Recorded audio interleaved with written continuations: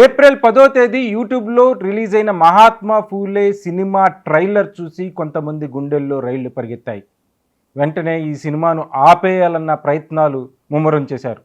April 11వ తేదీ ఈ cinema థియేటర్లోకి రావాల్సి ఉంటే వెంటనే దాన్ని పోస్ట్ పోన్ చేయించే ఏర్పాట్లు చకచకా జరిగిపోయాయి.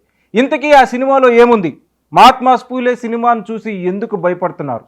Censor board certificate U certificate ఇచ్చినప్పటికీ ఆ సినిమా ఇంకా రిలీజ్ కాకపోవటానికి గల కారణాలేంటి?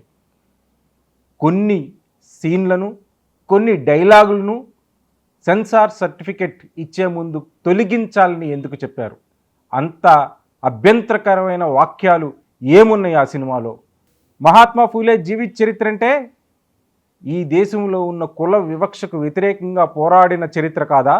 మరి దాన్ని అడ్డుకోవాలనే ప్రయత్నం ఎందుకు జరుగుతుంది?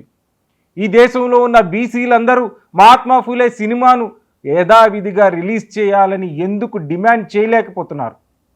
బ్రాహ్మణ్ ఫెడరేషన్ ఆఫ్ ఇండియా ఆ సినిమా ట్రైలర్ను చూసే ఎందుకు భయపడుతుందో ఒకసారి చూద్దాం. నేను చేతన్, మైక్ టీవీ.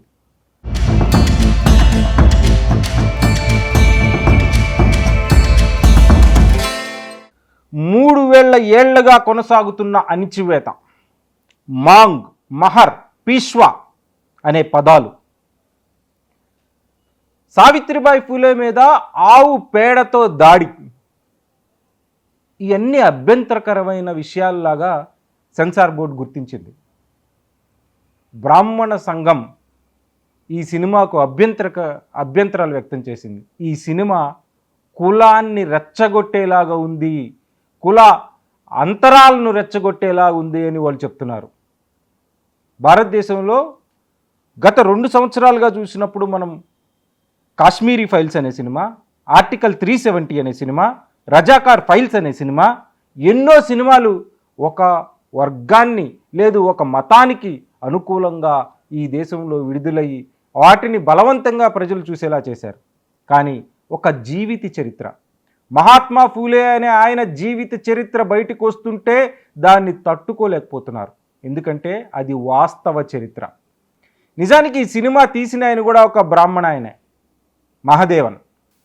అయితే ఇక్కడ మనం ఆలోచించాల్సిన విషయం ఏంటంటే 3000 ఏళ్ల నాటి వివక్ష, కొనసాగుతున్న అణిచివేత అనే వాక్యాన్ని తొలగించాలి అని సెన్సార్ బోర్డు సినిమా వాళ్ళకి చెప్పింది. 3000 ఏళ్ల నాటి అణిచివేత అందులో అనే వాక్యంలో తప్పేముంది? ఇది 3000 ఏళ్లుగా కొనసాగుతున్న వివక్ష కాదా?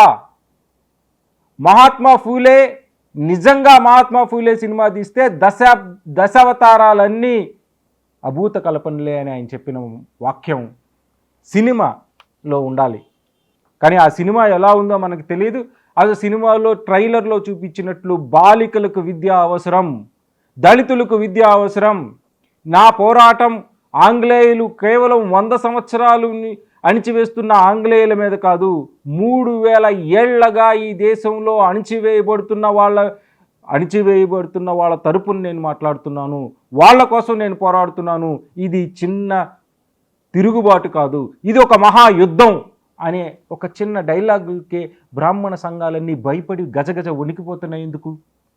అసలు అర్నబ్ కశ్యప్ అనే ఆయన ఒక విషయాన్ని ఈరోజు ఆయన ట్విట్టర్ సోషల్ మీడియాలో పోస్ట్ చేస్తే ఒక ఆశ్చర్యకరమైన విషయం మనకు తెలుస్తుంది. సెన్సార్ బోర్డ్ ఆఫ్ ఇండియా వాళ్ళు ఆయనకి చెప్పిన విషయం ఏంటంటే ఈ దేశంలో కులం లేదు, మోడీజీ దాన్ని అణిచివేశారు, మోడీజీ కులం లేకుండా చేసేశారు అని ఆయనకి వివరించి కొన్ని సినిమాలని ఆపేశారంట బయటికి రాకుండా, కుల వివక్షకు సంబంధించిన సినిమాలని. నిజంగా ఈ దేశం, నా క్వశ్చన్ కాదు, అర్నబ్ కశ్యప్ అడుగుతున్న క్వశ్చన్, నిజంగా ఈ దేశంలో కులం అనేదే లేకపోతే ఈ బ్రాహ్మణులందరూ ఎవరు? నిజంగా ఈ దేశంలో కులం అనేదే లేకపోతే మాంగ్, మహర్, పీష్వా అనే పదాలకు మీకు అభ్యంతరం ఏంటి? నిజంగా ఈ దేశంలో కులం అనేది లేకపోతే మహాత్మా ఫూలే జీవిత చరిత్ర బయటికి రాకుండా మీరు ఎందుకు అడ్డుకుంటున్నారు? మహాత్మా ఫూలే జీవిత చరిత్ర అంటే దళితులకు విద్య నేర్పటం, మహాత్మా ఫూలే జీవిత చరిత్ర అంటే స్త్రీకి విద్య నేర్పటం, మహాత్మా ఫూలే జీవిత చరిత్ర అంటే అణిచివేయబడుతున్న అందరి పక్షాన తిరిగి మాట్లాడడం, ప్రశ్నించడం, పోరాడడం.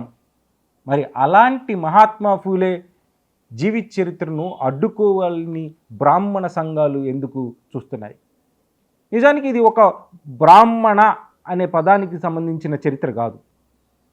బ్రాహ్మణుల్లో చాలామంది సంఘ సంస్కర్తలు ఉన్నారు. కందుకూరు వీరేశలింగం, రాజా రామ్మోహన్ రాయ్ లాంటి వాళ్ళు చాలామంది ఉన్నారు.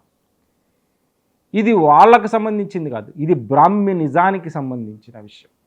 ఈ బ్రాహ్మణిజం ఎలా మనిషిని మనిషిగా ఎందుకు చూడలేదో ఈ సినిమాలో వివరించే ప్రయత్నం చేశారో లేదో నాకైతే తెలియదు. కానీ ఆ ముందు అసలు అలాంటి సినిమానే రాకుండా అడ్డుకోవాలనే జరుగుతున్న ప్రయత్నాన్ని మనం తిప్పికొట్టాల్సిన అవసరం అయితే ఉంది. మహాత్మా ఫూలే సినిమా మహదేవన్ అనే ఆయన తీశారు. ఈ సినిమా ఏప్రిల్ 11న రిలీజ్ కావాల్సి ఉంది. ఇంత దారుణమైన పరిస్థితులు భారతదేశంలో ఎందుకున్నాయో మనకి ఇంకా అర్థం కాదు. ఒక సినిమానే బయటికి రానినంత దృఢంగా వాళ్ళు ఇంకా బలంగా పనిచేస్తున్నారు. ఎలా? భారతదేశంలో బీసీలందరూ మహాత్మా ఫూలే ఫోటోలు నిన్నగాక మొన్న ఏప్రిల్ 11వ తేదీ 198వ జయంతి మహాత్మా ఫూలే జయంతి జరుపుకున్నాం. మరొక 2 సంవత్సరాల్లో 2027 నాటికి 200 సంవత్సరాలు పూర్తవుతుంది మహాత్మా ఫూలే పుట్టి.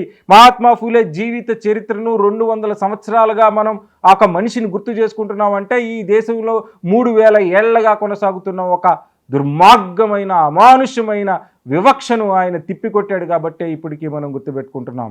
అంబేద్కర్ అంతటి మహనీయుడే నా గురువు మహాత్మా ఫూలే అని ప్రకటించుకున్నాడు అంటే Mahatma Phule contribution to this society ఎంతో మనం అర్థం చేసుకోవచ్చు. అలాంటి ఆయన జీవిత చరిత్ర మీద వస్తున్న సినిమాని ఆపడానికి ఎంత సాహసం కావాలి? వీళ్ళందరూ ఒకటే గుర్తుపెట్టుకోవాలి, మహాత్మా ఫూలే సినిమాని యథాతథంగా రిలీజ్ చేయాలి. ఖచ్చితంగా మహాత్మా ఫూలే సినిమాను ప్రజల ముందుకు తీసుకురావాలి. ఆ సినిమానే కాదు, అసలు మహాత్మా ఫూలే జీవిత చరిత్రను ఒక సిరీస్ లాగా తీయాల్సిన అవసరం ఉంది. సావిత్రిబాయి ఫూలే జీవిత చరిత్రను కొన్ని ఎపిసోడ్లుగా తీయాల్సిన అవసరం ఉంది. ఖచ్చితంగా మహాత్మా ఫూలే సినిమాలని ప్రజల ముందుకు తీసుకురావాల్సిన అవసరం ఉంది. అది కేవలం ఒక కులానికి వ్యతిరేకమైన చరిత్ర కాదు, ఇది మొత్తం భారతదేశ చరిత్ర.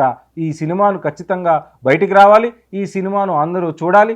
ఇంకా ఆ సినిమాలో ఏమైనా లోపాలు ఉంటే ఖచ్చితంగా ఇంకా మంచి సినిమాలు, ఇలాంటి సినిమాలు కొన్ని వందలు రావాలని కోరుకుంటూ మైక్ టీవీ కూడా ఈ సినిమాను ఖచ్చితంగా రిలీజ్ చేసి ప్రజల ముందుకు తీసుకురావాలని బలంగా కోరుకుంటుంది.